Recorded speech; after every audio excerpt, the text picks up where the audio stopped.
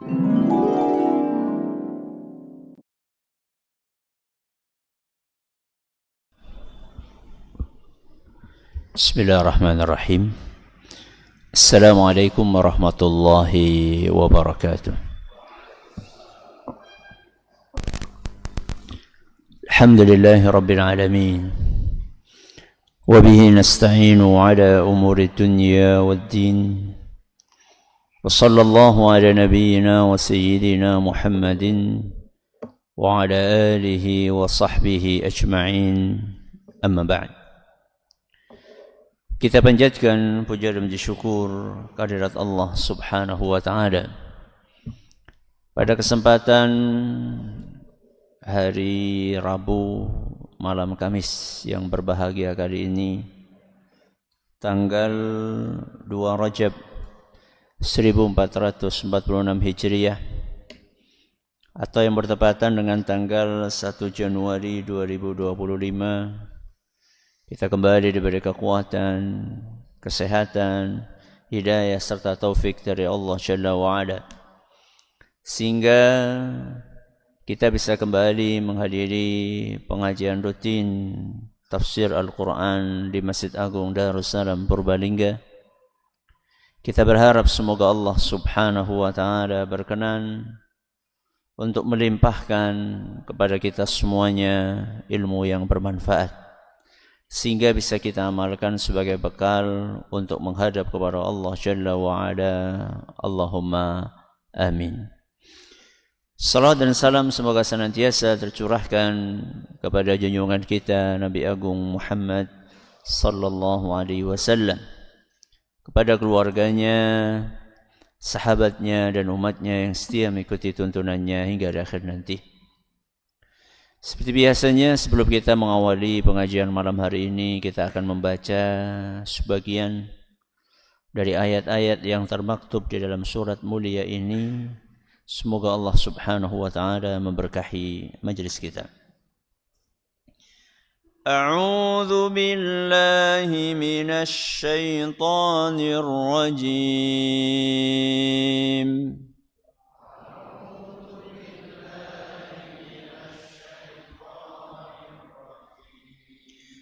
Bismillahirrahmanirrahim.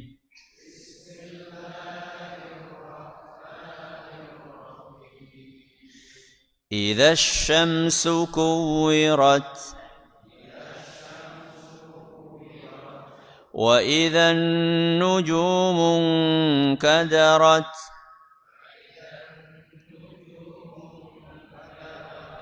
وَإِذَا الْجِبَالُ سُيِّرَتْ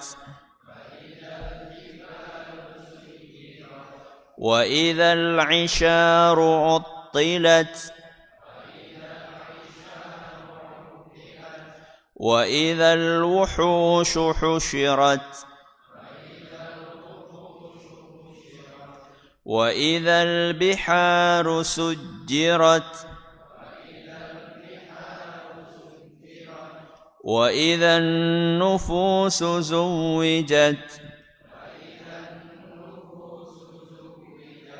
وَإِذَا الْمَوْءُودَةُ سُئِلَتْ بِأَيِّ ذَنبٍ قُتِلَتْ وَإِذَا الصُّحُفُ نُشِرَتْ وَإِذَا السَّمَاءُ كُشِطَتْ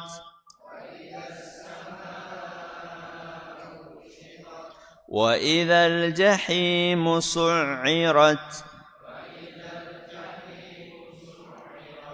وَإِذَا الْجَنَّةُ أُزْلِفَتْ عَلِمَتْ نَفْسٌ مَّا أَحْضَرَتْ.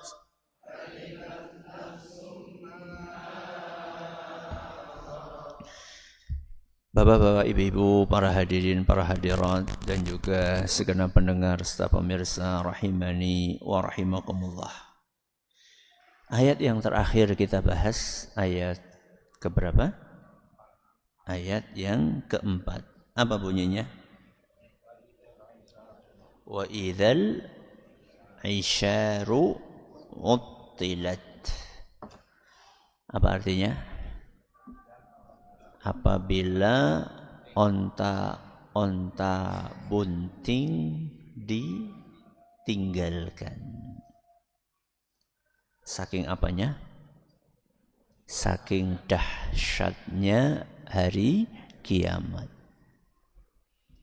Berarti kedahsyatan hari kiamat itu bukan hanya dirasakan oleh langit, oleh bumi, termasuk juga oleh penghuni langit dan penghuni bumi. Bukan hanya dirasakan oleh manusia, termasuk juga dirasakan oleh binatang. Kalau di ayat yang sebelumnya, yaitu di ayat yang keempat, Allah berfirman, wa idzal isyaru uttilat, apabila onta-onta bunting ditinggalkan. Berarti ini membahas tentang hewan ternak. Hewan apa? Ternak. Maka di ayat yang kelima, ayat berikutnya, yang akan kita bahas malam hari ini, membahas tentang hewan liar. Hewan apa? Liar. Apa kata Allah Subhanahu wa taala? Wa idzal wuhushu husyirat. Apabila hewan-hewan liar dikumpulkan. Jadi kalau ayat sebelumnya membahas tentang hewan apa? Piaraan, hewan ternak. Maka di dalam ayat ini membahas tentang hewan liar. Hewan-hewan liar adalah hewan-hewan yang tidak akrab, bukan hewan piaraan, bukan hewan yang jinak. Hewan-hewan buas maupun yang tidak buas. Yang penting hewan itu hewan liar. Hewan buas seperti apa? Macan. Apa lagi? Singa. Apa lagi? Serigala. Apa itu yang kalau nyerang rombongan apa namanya? Hina ya. Hena ya. Ya, hena. Itu hewan liar yang buas. Ada juga hewan liar yang tidak buas. Kenapa? Jerapah. Terus? Rusa. Hah? Kancil termasuk? Iya lah, kancil kan hewan liar ya. Kalau kelinci lah. Kera, monyet, ya. Semuanya dikumpulkan oleh Allah SWT. Bahkan kata Ibnu Abbas radhiyallahu anhuma, yuhsyaru kullu syai'in yawmal qiyamati hatta dzubab.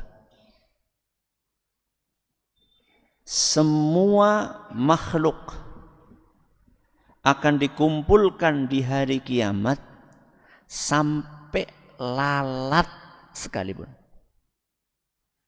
Sampai apa? Lalat.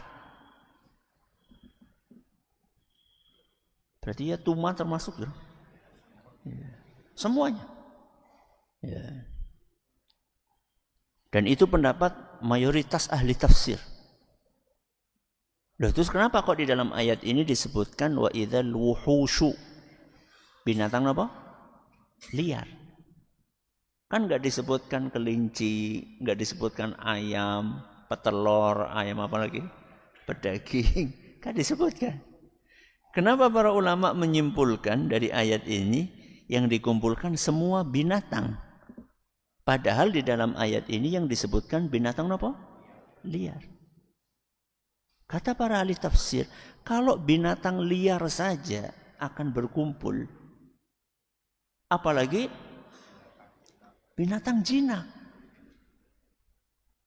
Karena binatang liar itu cenderung berkumpul, mendekati manusia atau menjauhi manusia. Menjauhi. Kalau seandainya binatang-binatang yang aslinya liar, asing dengan manusia, begitu ketemu sama manusia, lari. Siapa yang lari? Manusianya atau binatangnya? Dua-duanya. Ya. Artinya kan ini binatang yang tidak familiar, itu saja ngumpul. Apalagi binatang yang jinak. Makanya mayoritas ulama tafsir mengatakan bahwa yang dikumpulkan itu enggak cuma binatang liar. Dan ada dalilnya. Antara lain Allah sebutkan dalam Al-Quran surat Al-An'am ayat 38. Surat apa? Al-An'am ayat 38. Apa kata Allah Subhanahu wa taala? "Wa ma min dabbatin fil ardi wala ta'irin yatiru bi janahihi illa umamun amsalukum." Semua binatang yang berjalan di muka bumi dan burung-burung yang terbang. Jadi ada binatang yang apa? Berjalan, ada burung yang terbang. Mereka semua adalah umat seperti kalian. Seperti manusia. Terus apa kata Allah? Ma farratna fil kitabi min syai'. Tidak ada satu peristiwa pun yang tidak tertulis di dalam Lauhul Mahfuz. Terakhir apa kata Allah? Tsumma ila rabbihim yuhsyarun. Kemudian nanti di hari kiamat mereka semuanya akan dikumpulkan. Mereka semua. Siapa? Tadi yang disebutkan di awal ayat. Siapa? Binatang yang berjalan di muka bumi, burung yang terbang, semuanya akan dikumpulkan. Apalagi manusia. Dan ini menunjukkan betapa dahsyatnya kekuasaan Allah Subhanahu wa taala. Bagaimana kita bisa jalan bareng-bareng, kanan kirinya ada apa? Macan, ada singa, ada komodo, ada apa lagi? Ular apa namanya? Yang gede apa namanya? Ular piton. Dinosaurus Ustaz? Enggak tahu Ustaz. Beneran ada apa enggak tahu saya. Apa cuma di film doang. Pokoknya semua binatang akan ngumpul. Dan mereka akan keluar dari sarang-sarangnya yang biasa di hutan, yang biasa di mana? Gua. Ya. Yang biasa di lembah, yang biasa di padang pasir, semuanya akan ngumpul.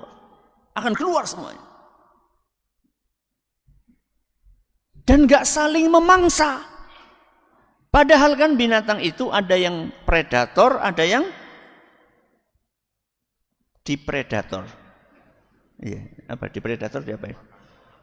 Dimangsa. Ular makan tikus. Ular sama tikus jejeran gitu. Macan makan kijang, jejeran, nggak saling apa? Memangsa. Kenapa kok nggak mikir untuk apa? Wah, kesempatan emas nih. Ginuk apa nih? Rusane, sapine. Kenapa? Karena semuanya itu ketakutan.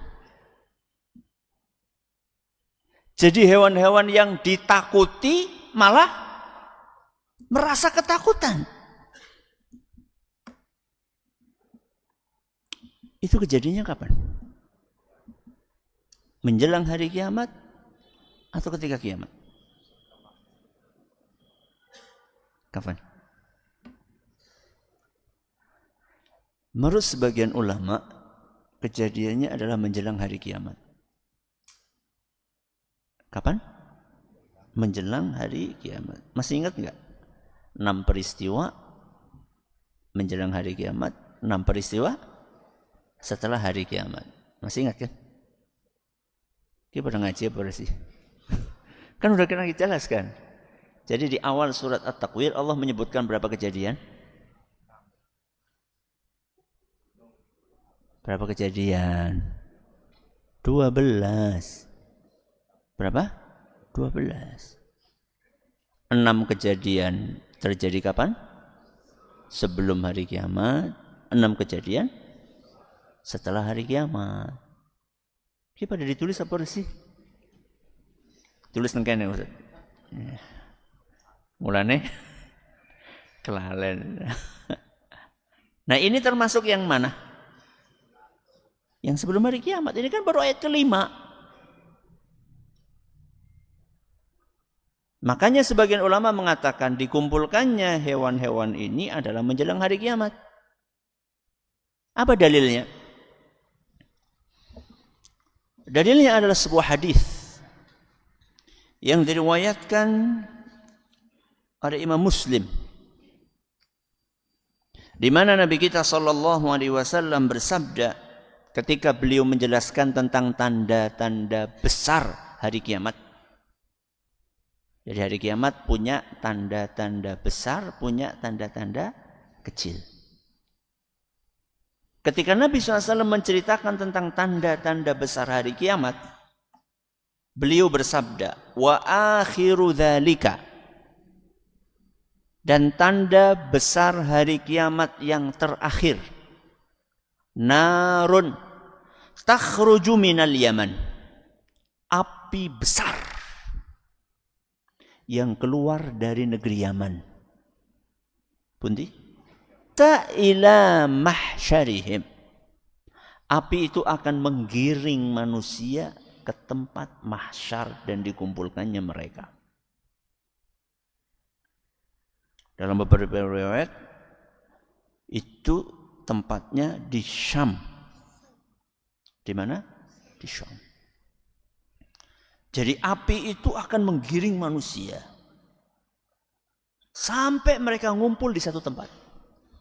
Termasuk yang digiring siapa? Binatang. Ya.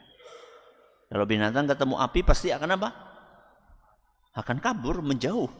Nah, api itu tugasnya adalah menggiring semuanya ke satu titik, yaitu di mana tadi? Di Syam. Ya, di Syam. Wallahu a'lam. Dah dikumpulkan. Ketika dikumpulkan itu, kata sebagian ulama, binatang-binatang tersebut akan dijalankan di antara sesama mereka kisos. Kenapa? Kisos. Kisos siapa? Bales-balesan. Kenapa? Bales-balesan. Antara hewan itu ada pertengkaran gitu. Ada enggak? Perkelahian. Bukan hanya pertengkaran. Apa kata Rasulullah sallallahu alaihi wasallam? La tu'addunnal huquqa ila ahliha yaumal qiyamah. Hak yang belum tertunaikan di hari kiamat pasti akan ditunaikan. Apa? Hak-hak yang belum ditunaikan di dunia pasti di hari kiamat akan ditunaikan. Jadi enggak ada hak yang terabaikan. Kalaupun enggak ditunaikan sekarang, ya ditunaikan kapan? Di hari kiamat. Terus apa kata Nabi SAW? Hatta yuqada lisyatil jalha'i minasyatil qarna. Sampai pun kambing yang tidak punya tanduk diberi kesempatan untuk membalas kambing yang punya tanduk.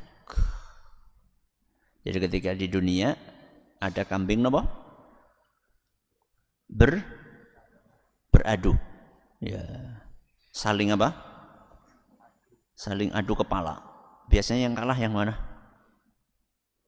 Yang enggak punya tanduk. Yang enggak punya tanduk ini terzolimi oleh yang punya tanduk. Di hari kiamat, kambing yang tidak punya tanduk ini akan diberi kesempatan oleh Allah untuk membalas kambing yang punya tanduk. Hadis riwayat Muslim.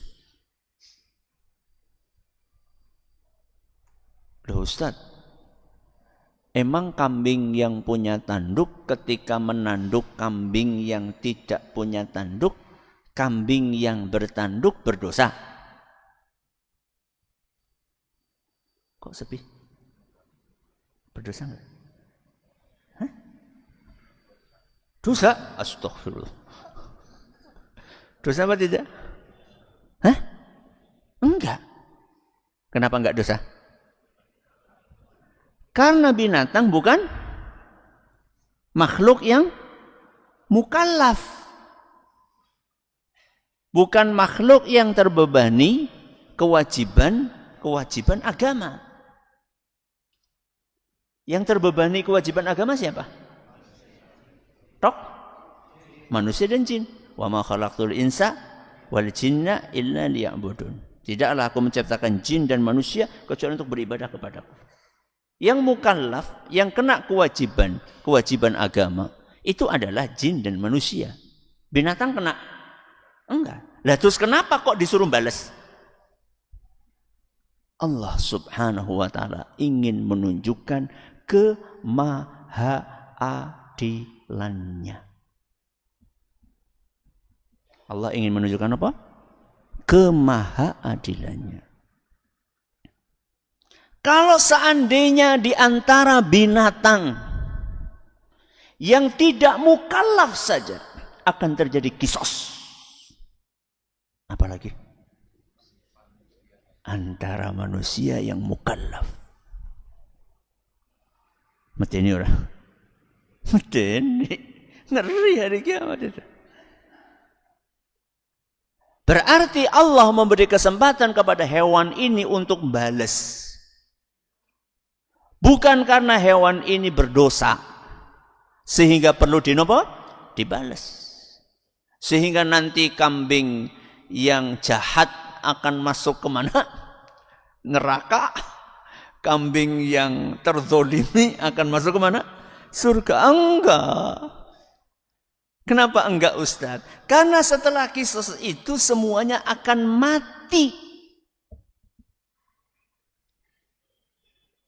Kata Abu Hurairah radhiyallahu anhu, "Innallaha yahsyurul khalqa kullahum min dabbatin wa ta'irin wal insan." Allah subhanahu wa ta'ala akan mengumpulkan semua makhluknya. Entah itu burung, entah itu binatang, entah itu manusia. Thumma yaqulu lil bahaimi wat tayri wad dawabi kunu turaba. Kemudian Allah subhanahu wa ta'ala akan berfirman kepada binatang, kepada burung, kepada hewan-hewan ternak, baik hewan-hewan yang buas maupun yang jinak, kunu turaba, jadilah kalian tanah. Jadi begitu selesai proses tadi itu, proses apa? Kisos, maka hewan-hewan tersebut baik yang di atas maupun yang di bawah, yang terbang maupun jalan di muka bumi, maupun entah itu hewan yang buas maupun hewan yang jinak, itu nanti semuanya akan dijadikan oleh Allah Azza wa Jalla apa? Tanah. Akan dijadikan oleh Allah debu. Fa'inda dzalika yaqulul kafir. Saat itulah orang kafir akan berkata, ya laitani kuntu turaba. Andaikan dulu aku di dunia hanyalah tanah saja. Al-Quran surat An-Naba ayat 40. Itulah penyesalan dahsyatnya orang kafir di hari kiamat. Karena melihat ternyata yang disuruh jadi tanah adalah apa? Hewan-hewan. Sedangkan manusianya akan melanjutkan perjalanan berikutnya. Dan itu perjalanan yang panjang. Dan orang kafir sudah tahu dia bakalan tersiksa dalam perjalanan tersebut. Maka dia berangan-angan, andaikan dulu saya tanah aja. Kalau tanah itu ada pertanggungjawabnya atau tidak? Itulah penyesalan semenyesal-nyesalnya orang kafir saat itu. Jadi lebih enak menurut dia sekarang ini diinjek-injek sama orang. Daripada dulu ketika di dunianya nginjek-nginjek. Kenapa lebih enak diinjek-injek jadi tanah? Karena nggak ada pertanggungjawaban. Selesai. Kayak binatang juga sama. Nggak ada pertanggungjawaban.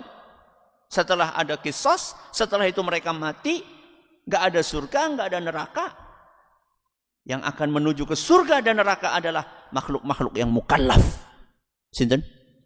Jin dan manusia. Oke. Kembali kepada masalah kisos tadi. Kembali kepada masalah kisos. Jadi kalau misalnya antara hewan saja disuruh bales karena perbuatan buruk yang dilakukan dalam tanda kutip satu hewan kepada hewan yang lainnya, maka pasti manusia yang berbuat jahat kepada hewan akan ada kisosnya. Kenapa? Manusia yang berbuat jahat kepada apa? Hewan akan ada kisosnya. Kenapa demikian? Lawang antara hewan dengan hewan saja ada apanya? Kisosnya.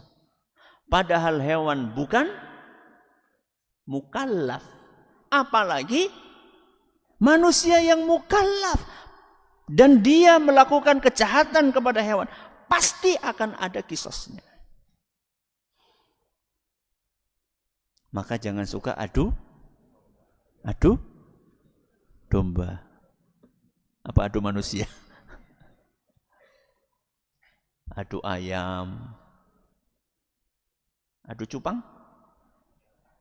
Ayo, siapa sing ngingu cupang? Buat apa?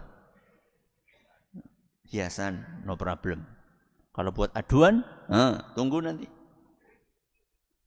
Ya wis lah, takut culakan. Ya wis mending. Daripada sengaja menjual untuk diapakan? Untuk diadukan.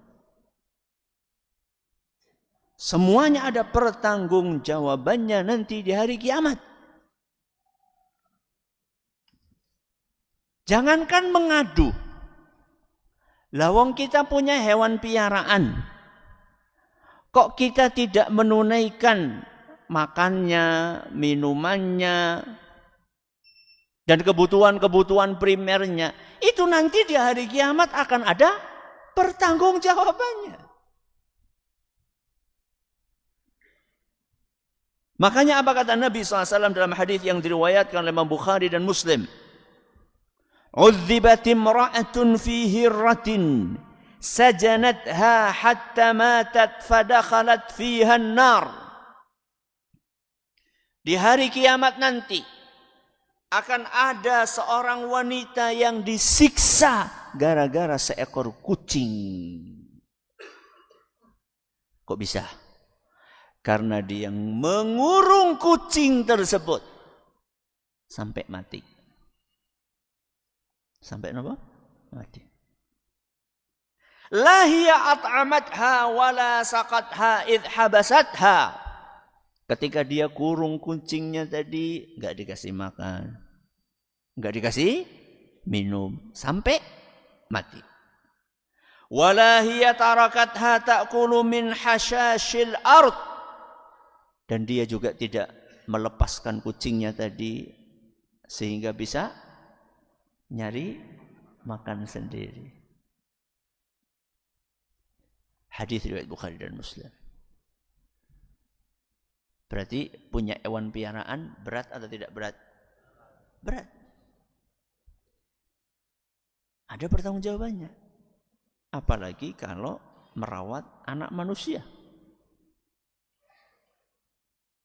Kalau merawat kucing itu ada pertanggungjawabannya. Apalagi merawat anak manusia. Maka bapak-bapak yang punya keluarga, yang punya anak, punya istri, hati-hati jangan menelantarkan mereka. Ditinggalin berhari-hari, berpuluh-puluh hari, walaupun niatnya untuk kebaikan. Kewajiban kita nomor satu setelah kewajiban kita kepada Allah Subhanahu wa ta'ala dan kepada Rasul SAW adalah kepada siapa? Keluarga kita. Kerja. Kerja. Selama kita masih bisa bekerja untuk menafkahi keluarga kita, maka bekerjalah untuk menafkahi mereka. Kehormatan suami itu di situ. Jadi jangan kerjaannya ternak teri. Apa ternak teri? Nganter anak, nganter istri. Singkon kerja bojo. Istrinya yang suruh kerja. Terus suami ngapain? Dolanan darah.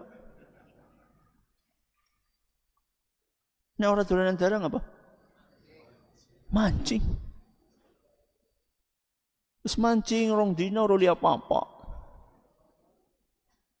Nek ora dolanan HP. Mana harga diri Anda wahai para lelaki? Saya lagi nggak ngomongin orang yang sakit, parah. Saya nggak ngomongin orang yang stroke, itu lain cerita. Saya lagi ngomongin para pria perkasa. Para pria sejati yang sehat walafiat. Mana harga diri Anda? Selain itu harga diri nomor satu itu kewajiban. Kewajiban yang akan dituntut nanti di hari kiamat. Wong kucing aja yang dipihara. Itu akan mengakibatkan seorang masuk neraka gara-gara nggak ngasih makan. Kucing. Apalagi manusia.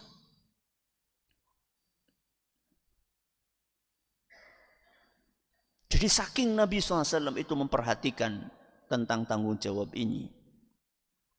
Sampai sekedar membebani pekerjaan kepada binatang melebihi kemampuannya, itu nanti ada pertanggungjawabannya di hari kiamat. Kalau tadi kan nggak ngasih makan, nggak ngasih nopo minum sampai nopo mati. Di dalam hadis lain Nabi SAW menjelaskan, bahkan seandainya sudah dikasih makan, sudah dikasih minum, tapi dikasih pekerjaan yang terlampau berat,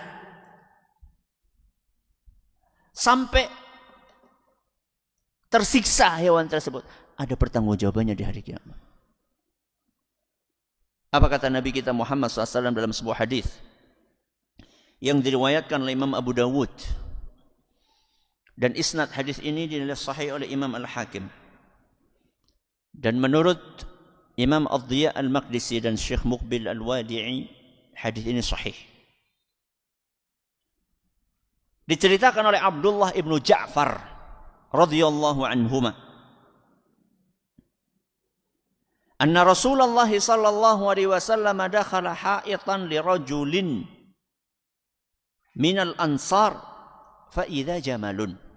Pada suatu hari Nabi SAW masuk ke kebun seorang pemuda Ansor. Seorang pemuda Ansor. Dan ternyata di kebun itu ada seekor unta. Ada seekor unta. Falamma ra'a an-nabiy sallallahu alaihi wasallam hanna wa dharafat 'ainahu. Ketika unta itu melihat siapa yang masuk. Siapa yang masuk? Nabi SAW. Langsung unta itu nangis. Dan mengucurkan air matanya. Siapa? Unta. Fa'atahu an-nabiy sallallahu alaihi wasallam famasaha dhifrahu fasakat. Maka kemudian Nabi SAW pun mendekati unta itu. Lalu diusap-usap oleh Nabi SAW. Sampai unta itu berhenti nangis. Faqala, maka kemudian Nabi SAW bersabda, man rabbu hadzal jamal, liman hadzal jamal. Mana pemilik unta ini? Siapa yang punya unta ini? Faja'a fatan minal ansari faqala li ya Rasulullah. Kata seorang pemuda dari Ansar, itu milik saya wahai Rasul. Faqala, maka Nabi SAW bersabda, afala tattaqillaha fi hadhihi al-bahimati allati mallakaka Allahu iyyaha. Kenapa engkau enggak bertakwa kepada Allah? Kenapa engkau enggak takut kepada Allah? Engkau sudah dikasih amanah oleh Allah berupa hewan ternak ini. Fa innahu syaka ilayya annaka tuji'uhu wa tud'ibuh. Barusan unta itu lapor kepada saya. Kepada siapa? Rasulullah SAW. Dia ngadu kepada saya. Engkau enggak memberi makan dia sebagaimana mestinya. Dan engkau membebaninya dengan pekerjaan di luar kemampuannya.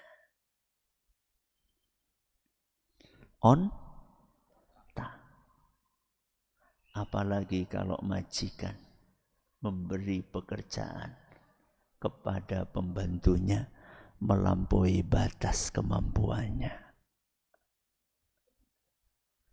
Lebih tinggi mana levelnya? Unta apa pembantu? Hah? Pembantu. Manusia. Punya perasaan. Punya anak. Ya, punya istri.